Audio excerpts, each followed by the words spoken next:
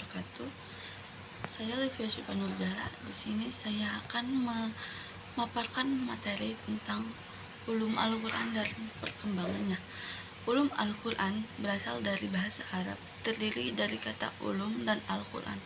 Kata ulum merupakan bentuk jamak dari ilmu yang secara etimologis berarti ilmu-ilmu. Menurut Man'ul Cotton, ulum merupakan bentuk jamak dari ilmu yang berarti al-fahmu wa al-idrok, berarti faham dan menguasai.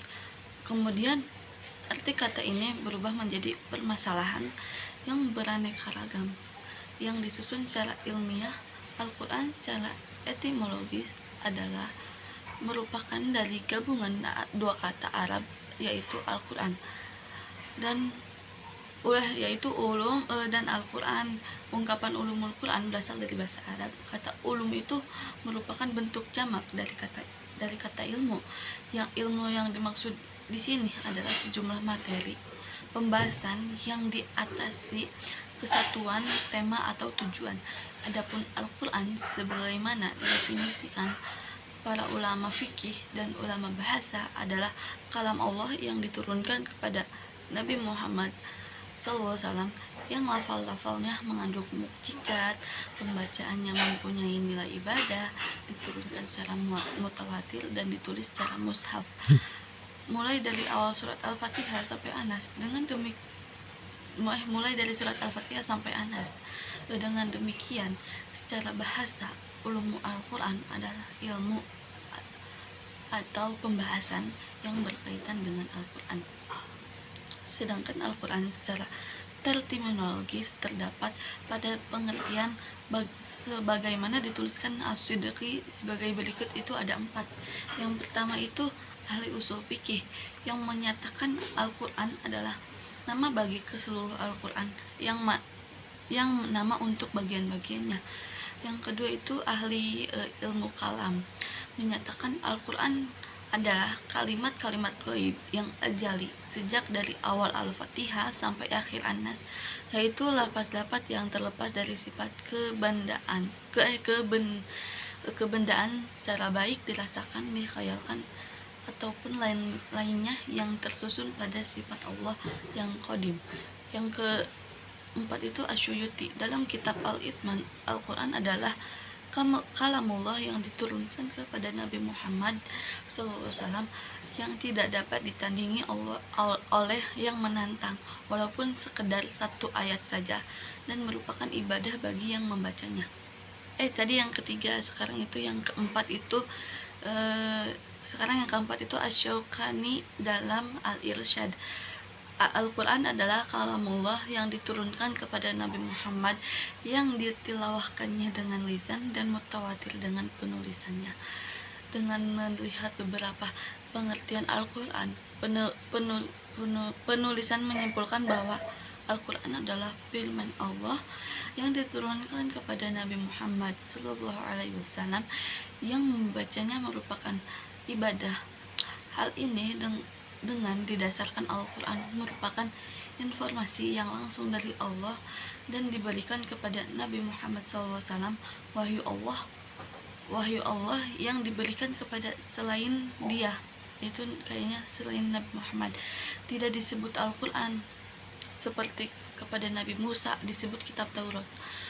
Membacanya merupakan ibadah sebagai pembeda antara Al-Quran dengan Al-Hadis, karena hadis dikeluarkan dari Nabi tetapi membacanya tidak termasuk ibadah. Sedangkan pengertian ulum Al-Quran dapat dikaji dari berbagai sumber para ahli Al-Quran. Yang satu menurut Man'ul Cotton, yang menurut Man'ul Cotton itu ilmu yang mencakup pembahasan yang berkaitan dengan Al-Quran dari sisi informasi tentang asbab an-nuzul, kodifikasi dan tertib penulisan Al-Quran, ayat-ayatnya diturunkan di Mekah dan ayat-ayat yang diturunkan di Madinah, dan hal yang berkaitan dengan Al-Quran. Yang kedua itu menurut Az-Zarqani, beberapa pembahasan yang berkaitan dengan Al-Quran dari sisi turun urut turun urutan penulisan, kodifikasi, cara pembahasan, kemujizatan, dan penolakan hal-hal yang bisa menimbulkan keraguan terhadap serta hal-hal lainnya. Yang ketiga itu menurut Ibnu Syabah, yang dimana sebuah ilmu yang memiliki banyak objek pembahasan dan berhubungan dengan Al-Quran, mulai dari proses penulisannya, proses penurunan, urutan, kodifikasi, penulisan secara pembacaan, penafsiran, kemukjizatan, nas dan mansuh, muhkam, mutasyabih, sampai pembahasan lainnya. Pengertian ulumul Quran jika digabung secara etimologi adalah segala ilmu yang berhubungan dengan Al-Quran.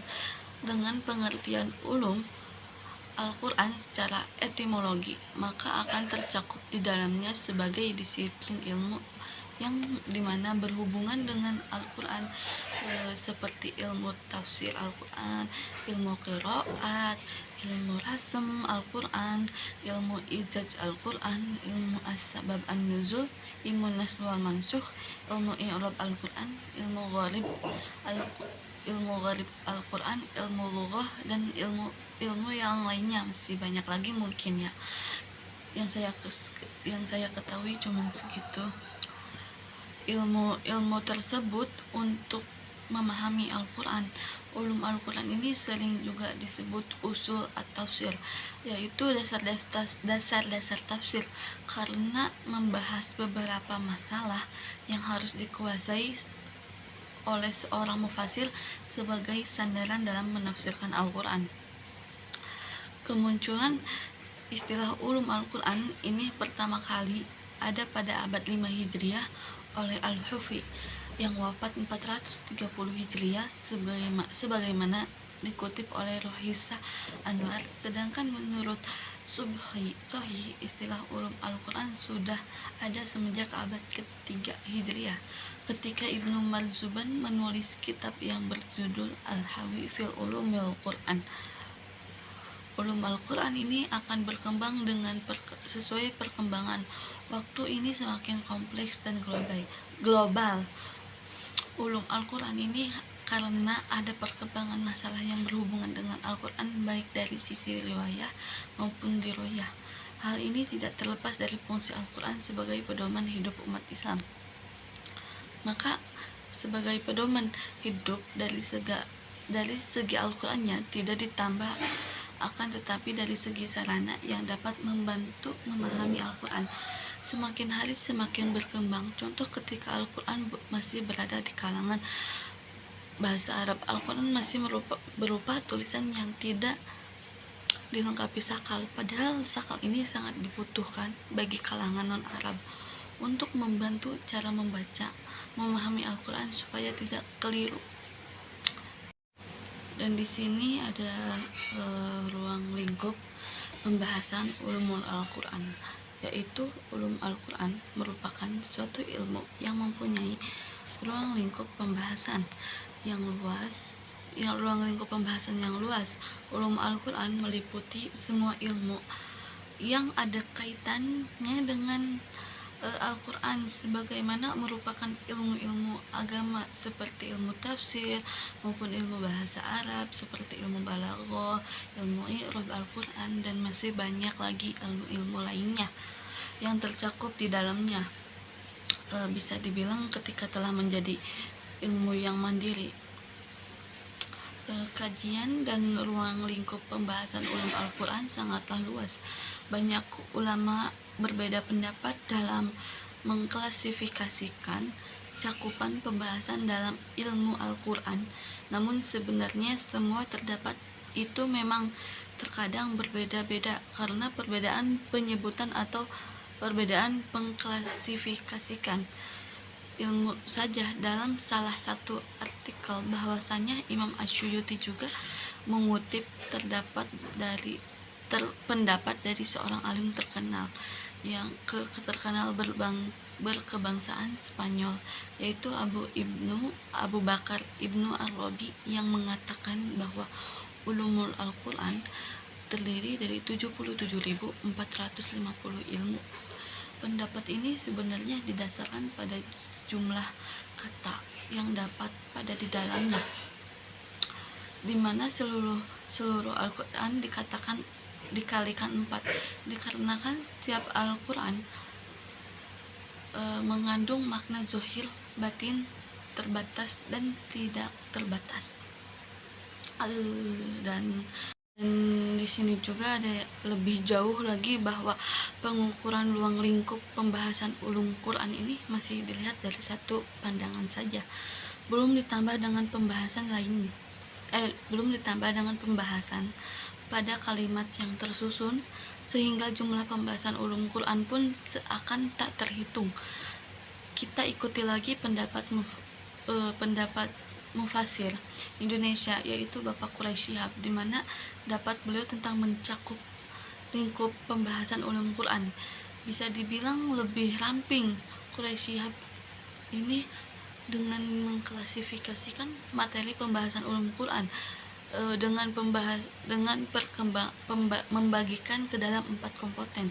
Yang pertama itu mengenal terhadap Al-Quran, yang kedua itu kaidah-kaidah tafsir, yang kedua kaidah-kaidah tafsir atau qawaid tafsir, yang ketiga itu metode tafsir, yang keempat itu kitab-kitab tafsir dan mufasir. Dari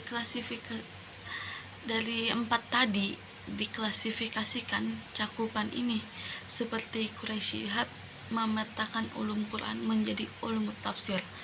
Imam Badruddin Al-Jalsyaqi mengatakan bahwa ilmu yang merupakan cabang dari ulum Al-Quran itu tidak terhitung banyaknya. Dalam hubungan ini dapat dikatakan bahwa menurut para ahli, jalan untuk memperoleh dan mengetahui ilmu Al-Quran yang demikian itu dapat diketahui melalui 2 jalur, yaitu yang pertama itu jalur jalannya peristiwa, yaitu melalui keterangan yang diperoleh lewat riwayat. Yang kedua itu dengan jalannya pembahasan dan penelitian sungguh-sungguh, yakni dengan menggunakan segala kemampuan, daya serta pengetahuan yang berhubungan dengan Al-Quran. Oleh karena itu para ahli membagi ilmu Al-Quran dalam 2 bagian, yaitu yang pertama ilmu riwayah. Ilmu riwayah itu ilmu Al-Quran yang diperoleh melalui jalur riwayat, seperti tempat turunnya, sebab-sebab turunnya, waktunya dan sebagainya. Yang kedua itu ilmu diroyah, yaitu ilmu yang diperoleh melalui kemampuan manusia, ada melalui jalur pemikiran, penalaran, penelitian, seperti pendekatan pengkajian. Ilmu Al-Quran ini melalui ilmu pengetahuan umum seperti astronomi, fisika, geografi, dan ilmu lainnya.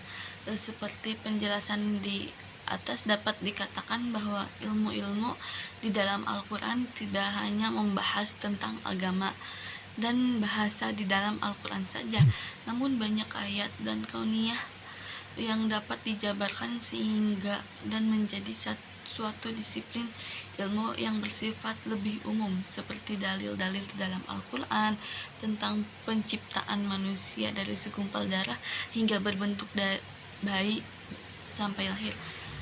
Merupakan contoh Al-Quran tidak hanya membahas tentang ilmu agama, namun juga disiplin ilmu umum dan lainnya. Dan ada juga yang terakhir itu pembahasan perkembangan ulumul Quran, dan ada juga perkembangan ulum Al-Quran. Pada mulanya mushaf para sahabat berbeda sekali antara satu dan lainnya. Mereka mencatat wahyu Al-Quran tanpa pola penulisan standar, karena umumnya dimaksud hanya untuk kebutuhan pribadi, tidak ada rencana untuk diwariskan kepada generasi sesudahnya. Di antara mereka ada yang menyelipkan catatan tambahan dari penjelasan Nabi Muhammad SAW. Ada juga yang menambahkan simbol tertentu dari tulisannya yang hanya diketahui penulisannya. Mushaf Mushaf yang ditulis pada masa Khalifah Utsman bin Affan tidak memiliki harokat dan tidak memiliki titik, sehingga orang-orang non-Arab yang baru masuk Islam merasa kesulitan dan sering terjadi kesalahan dalam pembacanya. Oleh karena itu dibutuhkan tanda agar memudahkan dalam membaca Al-Quran. Pada masa permulaan Islam, mushaf Al-Quran belum mempunyai tanda-tanda baca dan baris, belum ada tanda-tanda berupa titik sehingga sulit membedakan antara huruf ba, huruf ta, huruf sa, huruf kho, huruf ya, dan seterusnya. Para sahabat belum menemukan kesulitan membacanya karena rata-rata masih mengandalkan hafalannya. Mushaf Utsmani tidak seperti yang dikenal sekarang yang dilengkapi oleh tanda-tanda baca. Kesulitan mulai muncul ketika dunia Islam semakin meluas ke wilayah non-Arab seperti Persia di sebelah timur, Afrika sebelah selatan, dan beberapa wilayah non-Arab yang di sebelah barat. Masalah ini mulai disadari oleh pimpinan dunia Islam ketika Ziyad bin Samiyah menjabat menjadi gubernur pada Basrah, Irak pada masa kekuasaan Muawiyah ibnu Abi Sufyan 661 sampai 680. Riwayat lainnya menyebutkan pada masa pemerintahan Ali bin Abi Thalib, ia memerintahkan untuk segera membuat tanda baca, terutama untuk menghindari kesalahan dalam membaca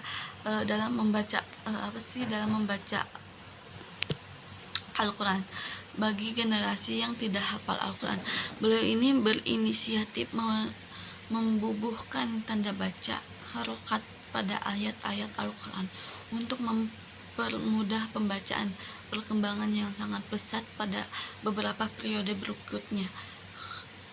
Informasi lainnya menyebutkan Khalifah Abdul Malik bin Maryam 685 sampai 705 Masehi memerintahkan Al-Hajjaj ibnu Yusuf As-Saqafi untuk menciptakan tanda-tanda huruf Al-Quran. Ia menegaskan mendelegasi tugas itu kepada Nasid bin Asim dan Yahya ibnu Ma'mur, dua murid Ad-Dawali. Kedua orang inilah yang membubuhi titik di sejumlah huruf tertentu yang memiliki kemiripan antara satu dengan lainnya. Misalnya pembenahan titik di atas huruf dal kemudian menjadi huruf dal, pembenahan titik yang bervariasi dalam sejumlah huruf dasar ba yang kemudian menjadi ba, nun, ta, dan ha, dan kemudian berubah menjadi huruf kho, ha, dan yim. Huruf ra dibedakan dengan huruf ja, za. Huruf sin dibedakan dengan shin. Huruf sod dibedakan menjadi huruf dod. Huruf to dibedakan dengan huruf dho. Huruf ain dibedakan dengan ghaim, rim.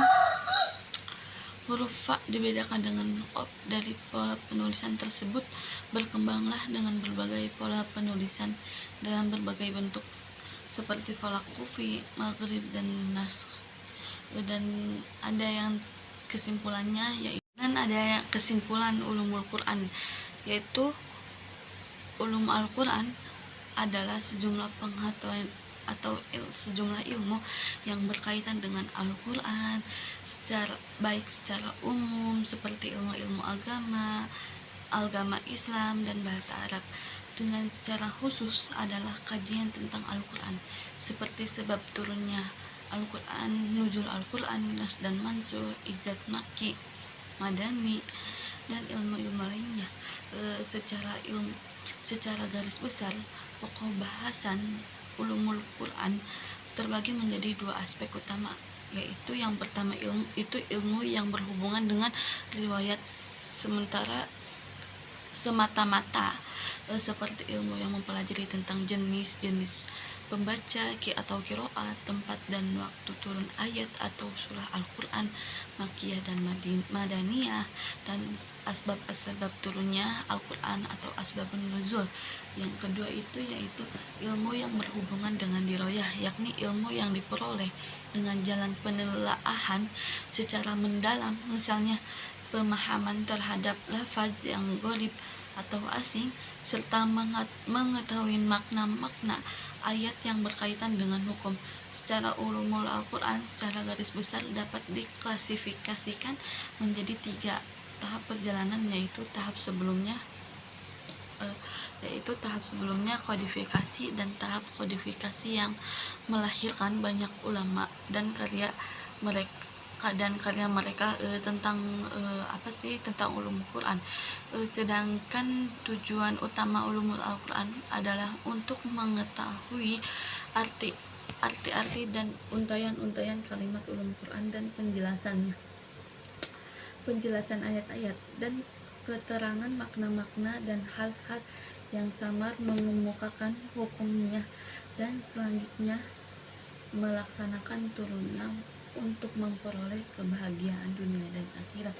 Mungkin cukup sekian dan segitu saja yang saya paparkan materinya. Kurang lebih mohon maaf. Wassalamualaikum warahmatullahi wabarakatuh.